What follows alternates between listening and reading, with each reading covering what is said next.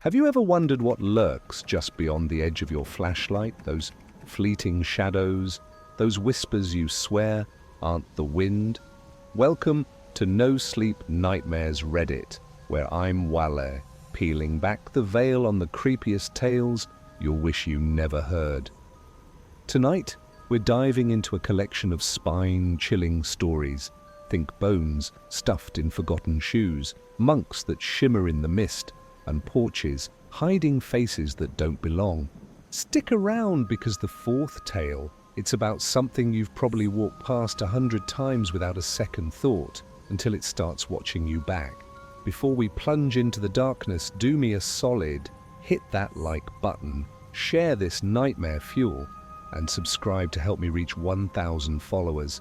The more of you brave souls out there, the more twisted tales I can unearth for your sleepless nights. Let's get started. You won't sleep anyway. It was a humid afternoon in Gomez Paras, Tamaulipas, Mexico, the kind where the air sticks to your skin like a second, unwanted layer. The El Cielo Biosphere Reserve loomed nearby, sprawling labyrinth of emerald trees, jagged cliffs, and secrets older than the dirt itself. 5 friends, Carlos, Mia, Javier, Sofia, and little Diego, had decided to escape the monotony of their small-town lives for a hike. They weren't thrill-seekers or ghost hunters, they were just bored 20-somethings with a cheap 360-degree camera Carlos had nabbed off a sketchy online deal. The forest smelled of wet earth and rotting leaves, a thick, musky scent that clung to their clothes as they trudged deeper. Carlos, the self-proclaimed leader with a grin too wide for his own good, waved the camera around like a kid with a new toy. "This thing's gonna make us TikTok famous," he crowed, spinning it to capture the group mid-laughter. Mia rolled her eyes, her dark hair plastered to her forehead with sweat. "Yeah, famous for looking like sweaty idiots." Javier, lanky and perpetually nervous, kept glancing over his shoulder, muttering about jaguars. Sofia, the quiet one, just smiled softly, while Diego, Carlos's younger cousin, darted ahead, kicking rocks and pretending he was Indiana Jones. They found a clearing near an abandoned shack, its wooden walls sagging like a tired old man. A porch jutted out front, crooked and weathered, the kind of place you'd expect to find a rusty rocking chair, creaking in the wind.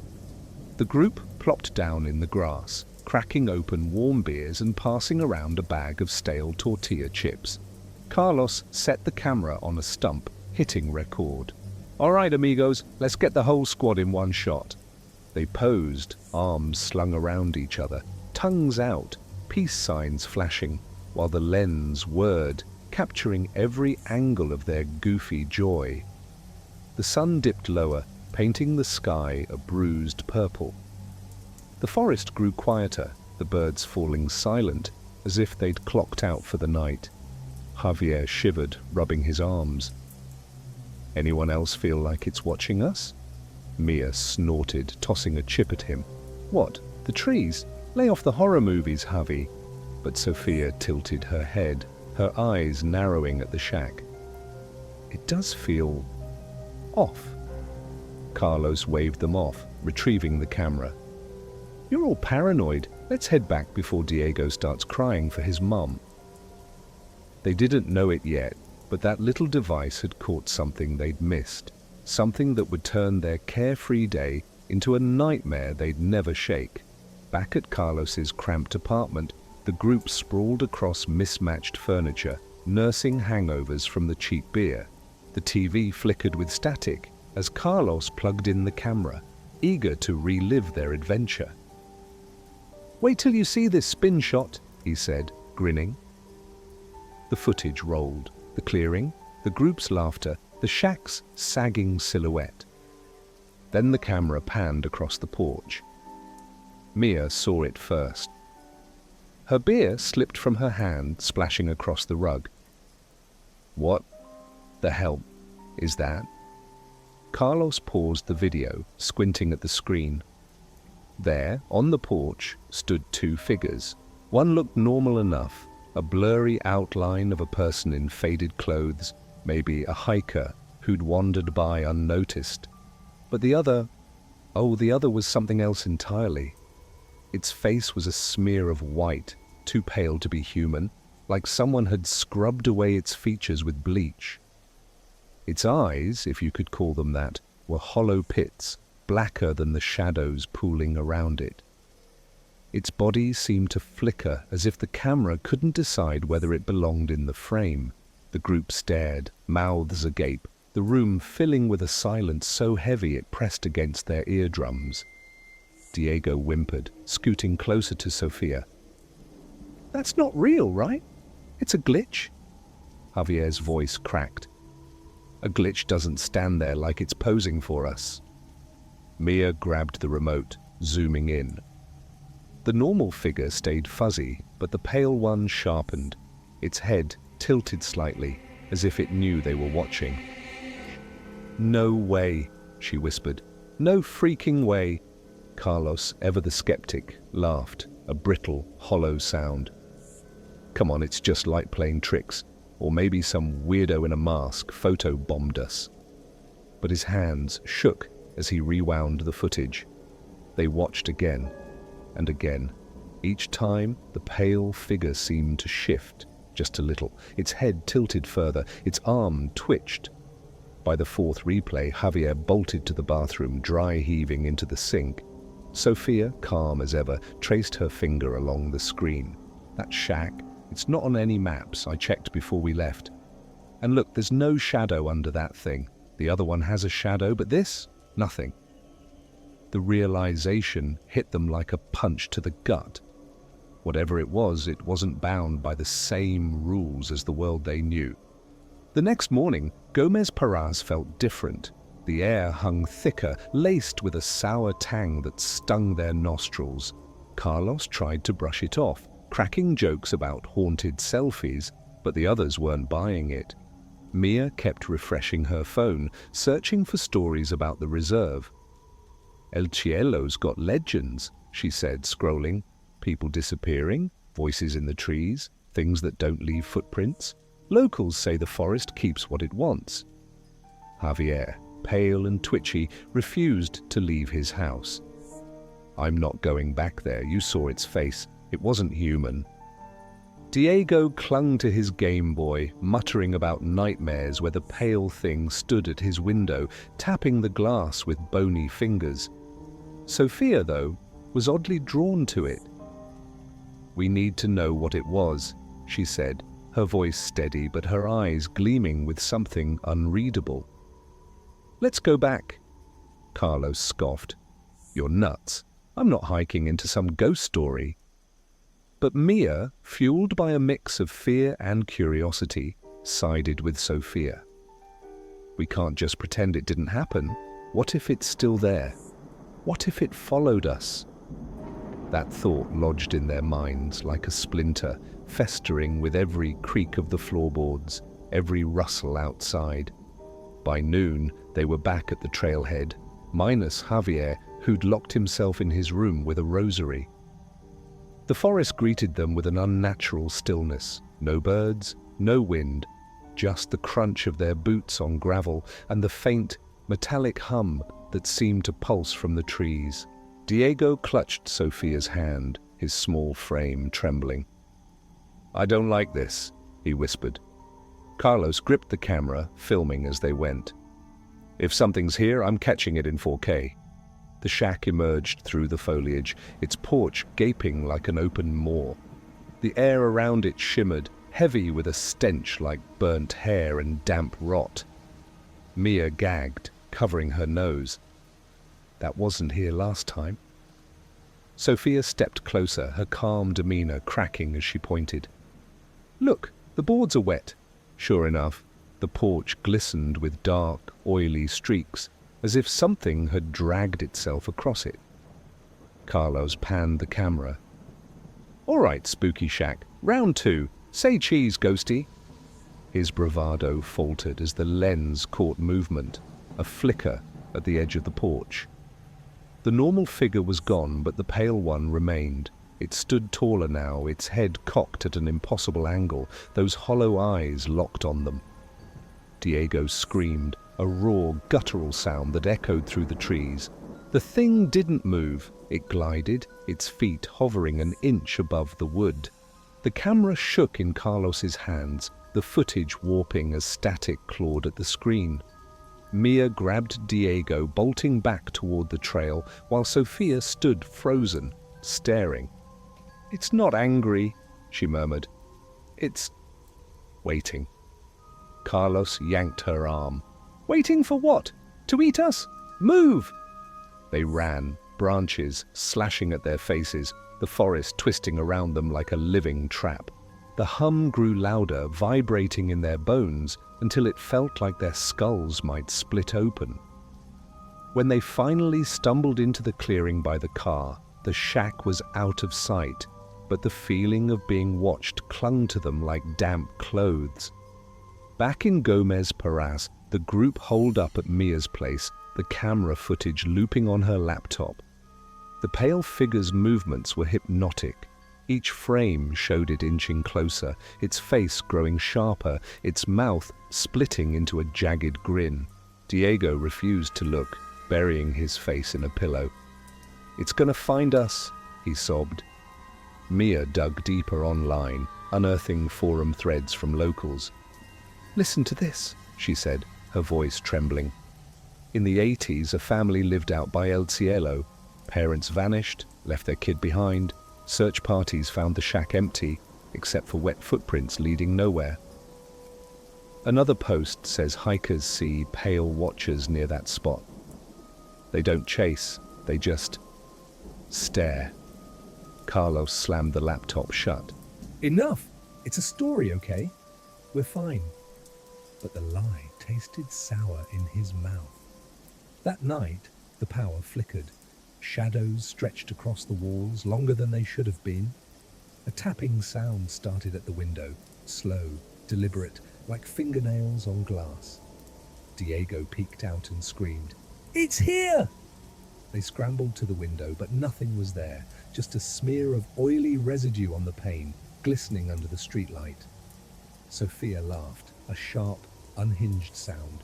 "It likes us," she said, her eyes wild. "Don't you get it? We brought it back." The next day, Javier called, his voice a rasp.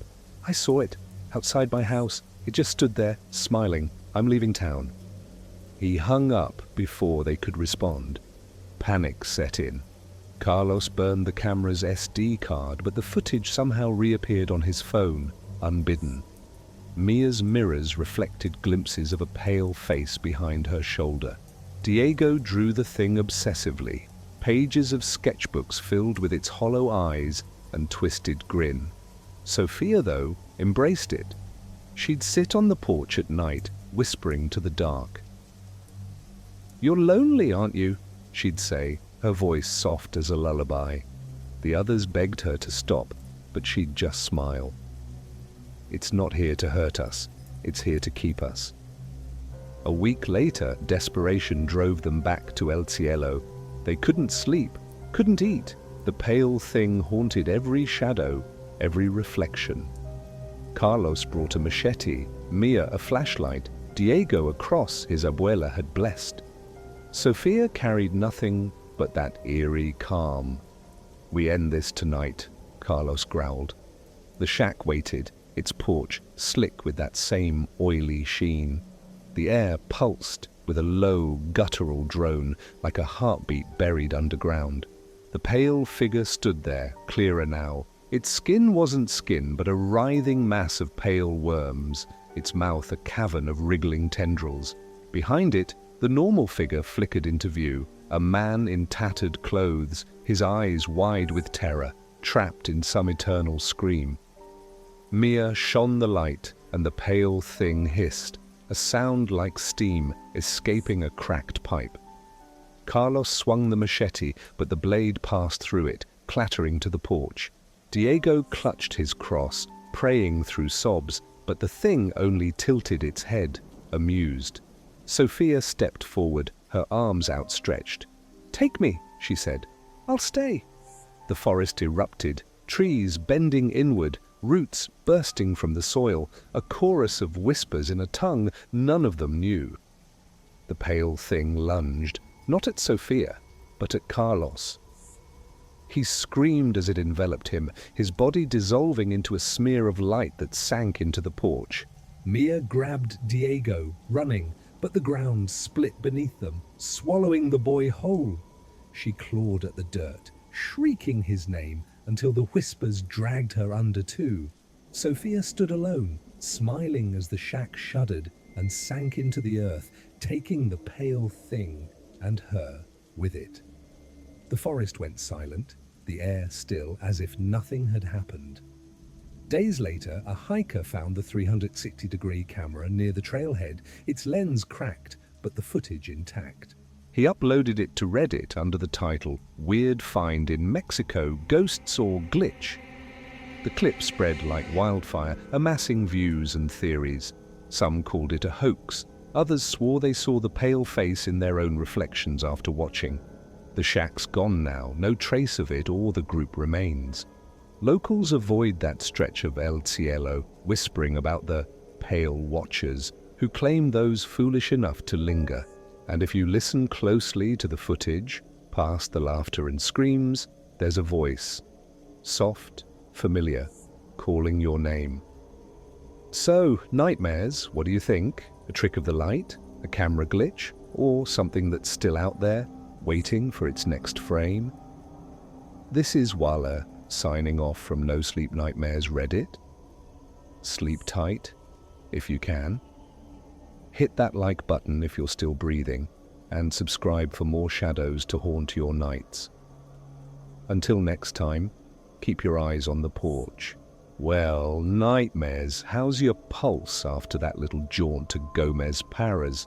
A porch that watches you back. Creepy enough to make you triple check your selfies from now on, right? But don't unclench just yet, we're not done. Up next, we're stepping off the porch and into the woods for a tale that'll make you question every rustle in the underbrush. Picture this: a lone hiker, a forgotten boot, and a pile of bones that might just be looking for their owner. It's the shoe that walked alone, and trust me, this one's got a kick that'll stick with you. What do you think that pale thing on the porch was? Ghost, glitch, or something worse? Drop your theories in the comments. I read every twisted one of them. And if you're still breathing, smash that like button and subscribe to No Sleep Nightmares Reddit. We're chasing 1,000 subs so I can keep digging up these horrors for you. Let's lace up and head deeper. Don't trip over what's waiting. The forest was a cathedral of silence that day, its canopy a vaulted ceiling of gnarled branches dripping with moss. Somewhere deep in the American backwoods, exact location scrubbed from the tail by a jittery uploader, a lone hiker named Ethan trudged through the undergrowth. He was no stranger to the wild, a wiry guy in his 30s with a patchy beard and a backpack stuffed with granola bars and a dented water canteen. The air smelled of pine and decay, a cloying mix that coated his lungs with every breath. Ethan wasn't looking for trouble. He was chasing solitude, the kind you only find where cell signals die and the world forgets your name. His boots crunched over fallen leaves, the sound a steady rhythm against the stillness, until it wasn't. Something caught his eye, half buried in the dirt near a crooked oak. A shoe, not some shiny sneaker dropped by a careless jogger, but an old hiking boot, leather cracked and laces frayed, the kind you'd see on a thrift store rack for $1. He smirked, kicking at it with his toe. "Someone's Cinderella story ended bad out here," he muttered, expecting it to tumble free of the soil. It didn't. The boot stayed put, anchored by something heavy. Ethan crouched, brushing away the leaves, and that's when the smirk died on his lips. Bones, pale, weathered bones jutted out from the boot's mouth, still laced tight around a skeletal foot. Femur shards and cracked tibia poked through the mud like jagged teeth, the whole mess arranged as if its owner had just stopped walking. Ethan's breath hitched, a cold sweat prickling his neck. What the hell? He fumbled for his phone, snapping a photo, the flash glinting off the bones, casting shadows that danced in the gloom. The forest seemed to lean in, the air thickening with a sour tang, like meat left too long in the sun. He stood, heart hammering, and glanced around. No tracks, no blood, just the boot, the bones, and a silence that pressed against his eardrums like wet cotton.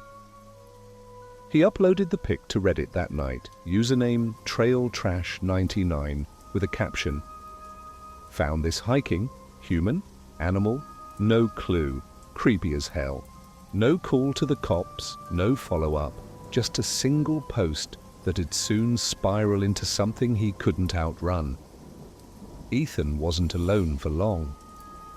Word of his find spread through his small circle of misfit friends back in town, a ragtag bunch who'd grown up on the edge of that forest, trading ghost stories over cheap beer. First was Lila, a tattooed firecracker with a buzz cut and a laugh like a chainsaw. She'd seen the post and barged into Ethan's trailer, eyes blazing. "You're telling me you found a foot and didn't call anyone? What's wrong with you, man?" Then came Pete, a hulking ex-linebacker turned mechanic, his hands perpetually stained with grease. He lumbered in behind her, cracking his knuckles. "Probably some deer got tangled in a hunter's trash. You're freaking out over nothing." Last was Nora, the quiet one, a librarian with owlish glasses and a knack for digging up obscure facts. She perched on Ethan's sagging couch, scrolling her phone. "Could be human," she said softly. "Bones that old, hard to tell without a lab. But why no report? That's the real mystery." Ethan shrugged, cracking open a beer with shaking hands.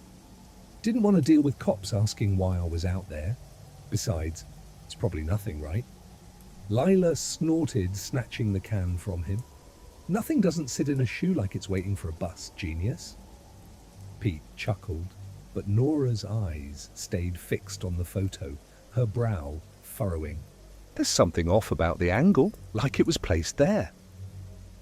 They argued late into the night, the trailer's thin walls rattling with every gust outside.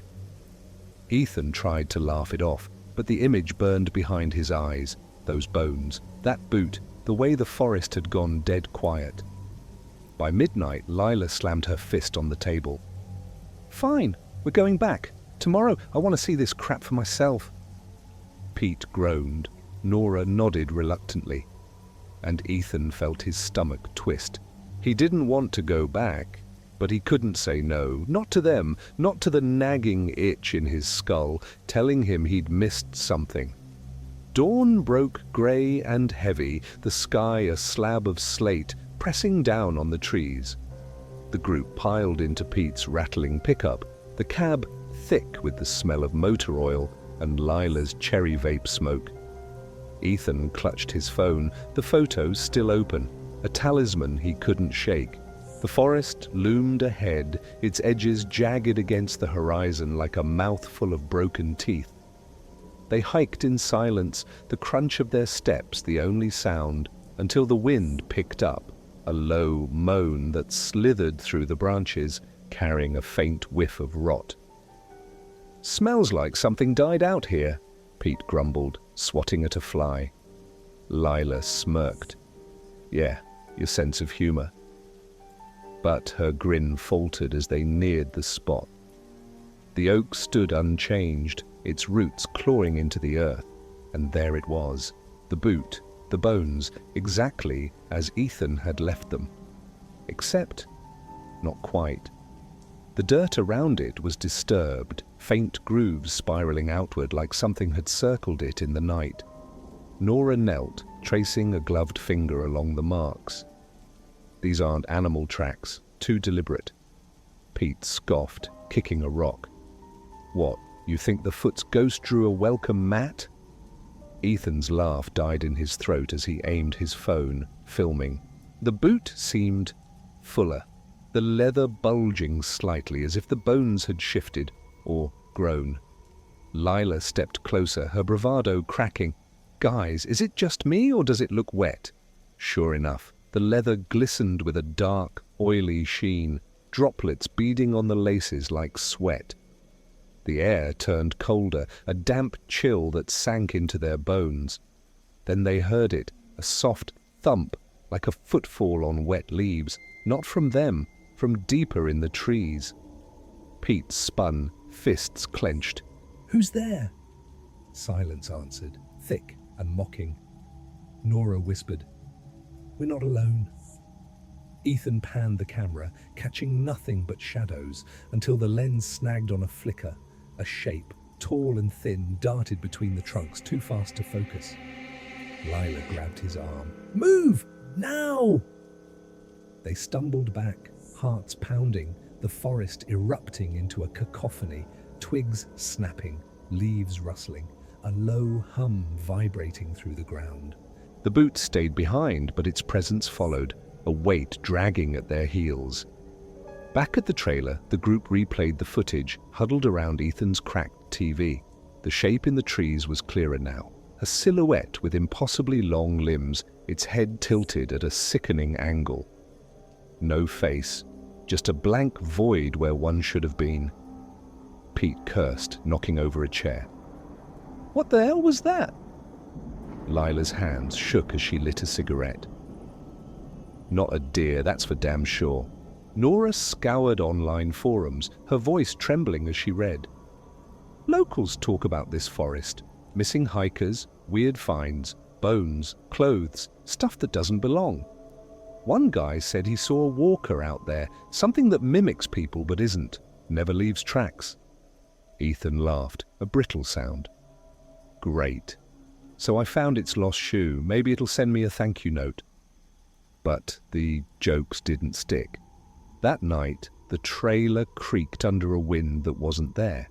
Shadows stretched across the walls, too sharp, too tall. A tapping started, slow, rhythmic, like a soul scuffing the floor. Ethan bolted upright, clutching a baseball bat, but the room was empty. Lila woke screaming, clawing at her leg. She swore something cold had brushed her ankle. Pete found scratches on his truck, deep and jagged, like bone dragged across metal. Nora stayed up, sketching the figure from the video, her hands shaking. "It's not random," she muttered. "The boot's a lure. It wants us to keep coming back." Ethan trashed the phone, smashing it with a hammer, but the footage reappeared on Lila's laptop, uninvited. The shape in the trees grew closer with each loop, its void face splitting into a grin of splintered teeth.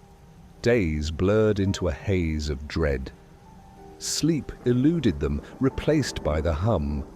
Louder now, a pulse that rattled their teeth. Ethan saw it first, outside his window, a silhouette pacing the tree line, one leg ending in a stump, the other dragging like it missed its mate. He didn't scream. He couldn't. Lila rallied them. "We end this, or it ends us."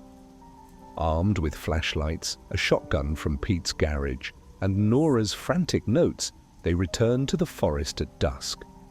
The air was a soup of rot and wet earth, the trees bending inward, as if bowing to something unseen.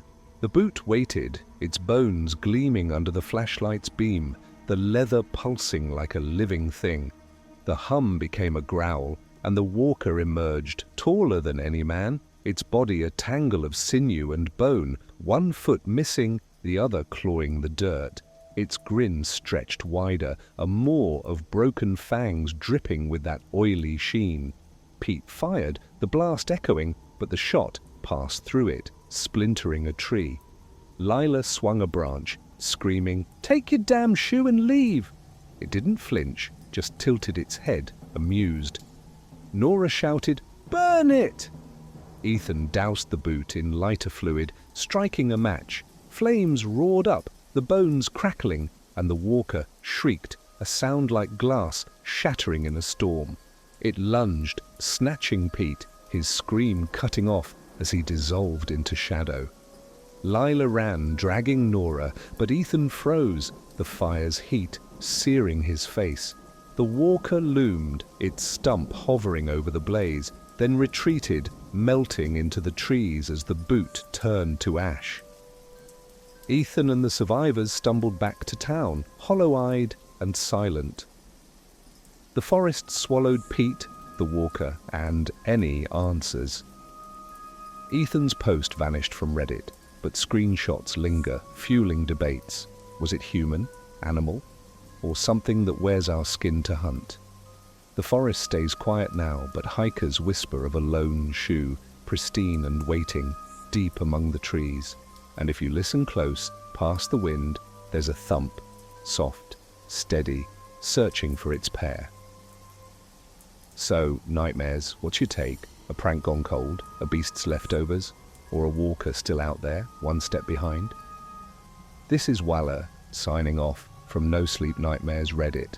Like if you're still here, subscribe for more chills, and sleep tight if you dare. Next time, keep your shoes laced. Phew, nightmares. Still got both shoes on after that forest stroll. Those bones in the boot. Human, animal, or something that doesn't care for labels. I'm still shaking off the chill of that walker's grin.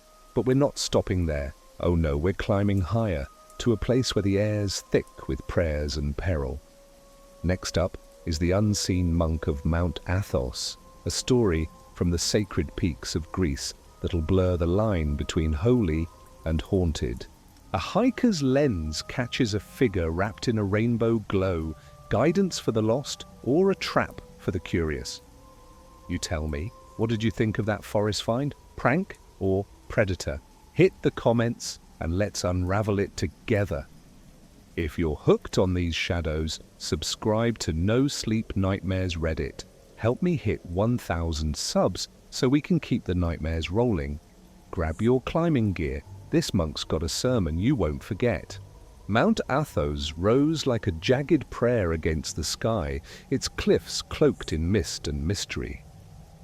It was late spring, the air thick with the scent of wild thyme and salt from the Aegean Sea, a breeze rustling through the pines like a whispered hymn. Nikos, a wiry hiker in his late 20s with a mop of dark curls and a battered camcorder, wasn't here for salvation. He was a lapsed city boy from Thessaloniki, chasing vistas for his fledgling travel vlog, Off the Grid Greece. The holy mountain, with its ancient monasteries and no women allowed rule, promised raw beauty and maybe a few thousand views. The climb was brutal. His boots scraped against shale, kicking up dust that stung his eyes and coated his throat. Sweat plastered his shirt to his back, the weight of his pack dragging at his shoulders. But the view was worth it. From a rocky outcrop, the peninsula unfurled below, emerald forests, crumbling stone walls, and the sea glinting like shattered glass. Nikos grinned, wiping his brow. "This is gold," he muttered, propping his camcorder on a stone to record. The lens whirred, capturing the sweep of the landscape, the sky streaked with clouds that caught the sun in a faint, prismatic shimmer. He panned slowly, narrating in a breathless rush. "Day 3 on Athos, folks. No monks yet, just me and the wild. Look at that rainbow nature's showing off today." The camera lingered on the horizon where the mist hung low, curling around the cliffs like ghostly fingers. That's when he saw it, a hazy figure, tall and still, standing at the edge of the drop. It was draped in a robe, its edges fraying into the fog, and that rainbow glow seemed to pulse around it, soft but unnatural. Nikos squinted, his pulse quickening. "What the?" He zoomed in, but the figure stayed blurry, a smudge of light and shadow. "Probably just a monk," he said, forcing a laugh. "Hey, brother, say hi to the vlog."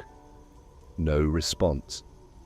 The figure didn't move, it just stood there, head tilted slightly, as if listening.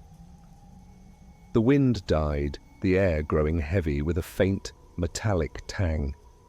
Nikos shivered, shutting off the camera. Weird hermit vibes, time to bounce. He didn't know it yet, but that footage had captured something older than the stones beneath his feet. Something that had been waiting, patient and unseen for a soul like his to wander too close. Back in Thessaloniki, Nikos couldn't shake the image. He sprawled across his cluttered apartment, empty beer cans and takeout boxes littering the floor, uploading the clip to his laptop. The figure was still there, hazy but undeniable, its rainbow halo flickering like a broken neon sign. He posted it to a local hiking forum, captioning it, "Caught this on Athos, monk or mirage, freaked me out either way." His inbox exploded. Most dismissed it as lens flare or a trick of the mist, but a few replies lingered in his mind. "That's the invisible monk," one user wrote. "Legend says he was a holy man who lived so pure, God hid him from the world. Only shows himself to those who need guidance or judgment." Nikos smirked, cracking another beer. "Guidance? I need a shower and a paycheck, not a sermon." His friends descended that night, drawn by the buzz. First was Eleni, a sharp-tongued barista with a mohawk and a penchant for conspiracy theories. She leaned over his shoulder, squinting at the screen. "Dude, that's no monk. Looks like a ghost cosplaying a prism." Next came Stavros, a burly gym rat with a cross tattooed on his neck, all faith and no filter. "It's sacred ground, man. You don't mess with Athos unless you're ready for answers." Last was Katerina, a soft-spoken med student with a knack for cutting through bullshit. She adjusted her glasses, studying the frame. Could be pareidolia. Brain sees what it wants, but that glow's weird, too structured. Nikos waved them off, playing the clip again. "It's just some old guy in a robe, right? I mean, I didn't die up there." Eleni snorted. Yet, Stavros crossed himself, muttering a prayer, while Katerina zoomed in, her brow furrowing. "Look at the edges. It's not solid, like it's fading in and out." The room went quiet, the hum of the laptop fan filling the void. Nikos laughed, a brittle, hollow sound. "Great. My big break's a glitchy ghost. Perfect." But the figure's stillness gnawed at him. Each replay, it seemed to shift, just a fraction. Its head tilted further, its robe rippling as if caught in a breeze that wasn't there. By midnight, Eleni was pacing, Stavros was clutching his rosary, and Katerina was Googling atmospheric optics. Nikos stared at the screen, a chill creeping up his spine. Maybe I should have waved back. The next morning, Thessaloniki felt off. The air hung thick with a briny stench, like the sea had crept inland overnight. Nikos woke to a headache and a text from an unknown number. "Go back, he's waiting." He deleted it, chalking it up to a troll, but the words stuck like burrs. The clip had gone viral, thousands of views, comments ranging from holy sighting to fake as hell. His subscriber count spiked, but so did his unease. Eleni barged in, coffee in hand. "You're trending, dumbass. People say it's a sign. We're going back up there." Stavros nodded, hefting a backpack. "If it's real, we gotta see it. Pray to it, maybe." Katerina hesitated, clutching her notebook. "I don't like this, but I'll go for science." Nikos groaned, rubbing his temples. "You're all nuts." "Fine. One more trip. Then I'm done with this monk crap." They drove to the coast, the road winding past olive groves and crumbling chapels, the sea a restless grey expanse.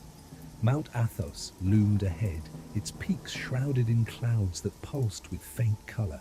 Reds, blues, golds, like a bruise healing in reverse. The ferry dropped them at the trailhead, the dock creaking under a wind that smelled of incense and rust. Nikos hefted his camcorder, forcing a grin. "Round 2, folks." Let's find this rainbow reject. The climb was quieter this time, the forest unnaturally still. No birds sang, no leaves rustled, just their breaths, ragged and sharp, and the crunch of gravel underfoot. The air grew colder, a damp chill that seeped into their bones, carrying a faint hum, like voices chanting just out of earshot. Eleni shivered, zipping her jacket. "Feels like a funeral up here." Stavros clutched his cross, whispering, "Holy Virgin, protect us." Katerina scribbled notes, her pen shaking. "Temperatures dropping, no wind, that's not normal." They reached the outcrop at dusk, the sky a tapestry of purples and greys, the rainbow haze thicker now, pulsing like a heartbeat. Nikos set up the camera, his hands unsteady. "All right, monk dude, showtime." The lens whirred, panning across the cliffs, and there it was. The figure, taller now, its robe billowing in a wind they couldn't feel, that glow sharpening into a halo of jagged light. Its head tilted, and for a split second, Nikos swore he saw eyes, black, endless, boring into him. Eleni gasped, stumbling back. "That's not holy!" Stavros dropped to his knees, praying louder, while Katerina aimed her flashlight, the beam scattering into prisms. The figure didn't flinch, it glided closer, silent and inevitable, the hum rising into a wail that clawed at their skulls. Nikos grabbed the camera, shouting, "Run!" They bolted, the mountain trembling beneath them, rocks tumbling as the chant became words, ancient, guttural, calling his name. Back in town, the group barricaded themselves in Nikos's apartment, the footage looping on his TV. The figure was clearer now, its robe a shroud of tattered light, its face a void that swallowed the glow. Each frame, it drew nearer, its arms outstretched, fingers long and skeletal. Eleni paced, chain-smoking. "We pissed it off. We're screwed." Stavros rocked in a corner, his prayers a broken mantra. Katerina scoured texts, her voice trembling.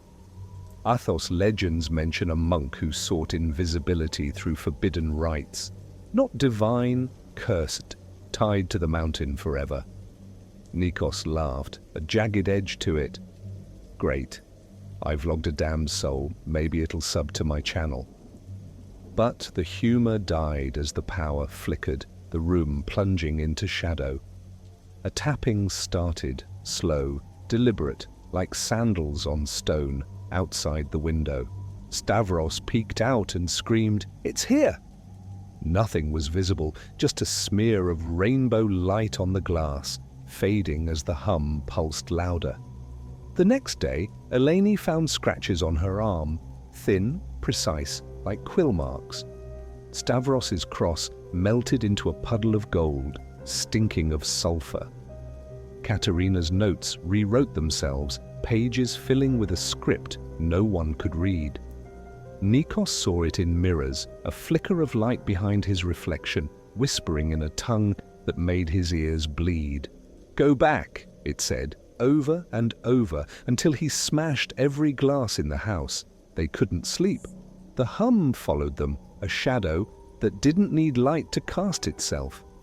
Eleni rallied them, wild-eyed. "We end this, or it ends us."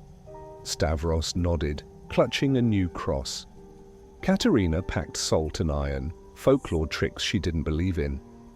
Nikos brought the camcorder, a grim resolve settling in. "If it wants me, it's getting me on film." They returned at midnight, the mountain a monolith of black against a starless sky. The air was a soup of damp earth and burnt ozone, the rainbow haze a storm of color that stung their eyes. The outcrop waited, its stones slick with an oily sheen, the hum now a roar that shook their teeth. The figure stood at the edge, its form solidifying, robe writhing like living shadow, face a maw of light and teeth, halo a crown of broken spectra. Stavros threw his cross, shouting, "Begone!" It melted mid-air, raining molten drops. Eleni swung a tire iron, screaming, "Take your glow stick and shove it!" The metal passed through, clattering down the cliff. Katerina scattered salt, chanting half-remembered prayers, but the figure glided closer, its wail a blade in their minds. Nikos filmed, shouting, "What do you want?" The mountain answered. The ground split, roots bursting forth, coiling around Stavros. He shrieked as they dragged him under, his cross sinking with him. Eleni ran, but the mist swallowed her, her screams fading into echoes. Katerina clutched Nikos, whispering, "It's not guidance, it's punishment."